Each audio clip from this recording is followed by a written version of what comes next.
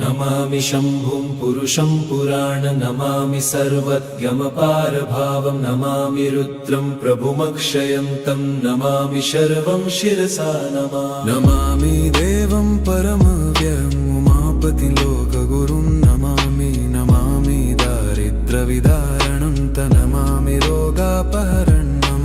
नमामि कल्याणमचिन्त्यरूपं नमामि विश्वोत्थबीजरूपं नमामि विश्वस्थितिकारणं नमामि संहारकरं नमामि गौरीप्रियमव्ययन्तं नमामि नित्यं क्षरमक्षरं तं नमामि चिद्रूपममेयभावं त्रिलोचनं तं शिरसा नमामि कारुण्यकरं भवस्य भयङ्करं वापि सदा नमामि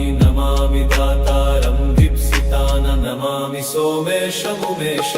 नमामि वेदत्रयलोचनं तं नमामि मूर्तित्रयवर्जितं तं नमामि पुण्यं सदसद्व्यातितं नमामि तं पापहरं नमामि विश्वसहिते रद्द नमामि रूपाणि बहुनि धत्ते यो विश्वगोप्ता सदसत्प्रणेत नमामि तं विश्वपतिं नमामि यज्ञेश्वरं सम्प्रति हव्यकव्यं तथागतिं लोकसदाशिवो यः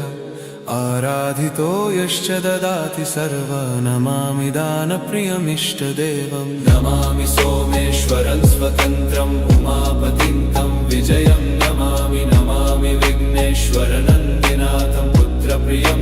शिरसा नमामि देवं भवदुःखशोकविनाशनं चन्द्रधरं नमामि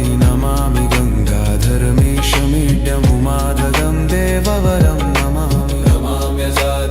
पुरन्दरादिसुरासुरैरचितपादपद्मं नमामि देवी मुखवादनान इक्षार्थमक्षित्रितयं यैष पञ्चामृतैर्गन्धसुधूपदीपैर्विचित्रपुष्पैर्विधैश्च मन्त्रैः